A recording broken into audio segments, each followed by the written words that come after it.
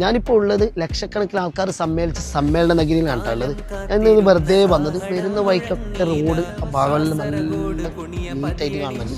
അപ്പം ഞാനിന്നൊരു ഗ്രൗണ്ടിലേക്ക് വന്നു. മാഷാ അല്ലാഹ്, ഇന്നലെ ലക്ഷക്കണക്കിന് ആൾക്കാർ സംഗമിച്ച ഈ സംഗമഭൂമിയാണ്.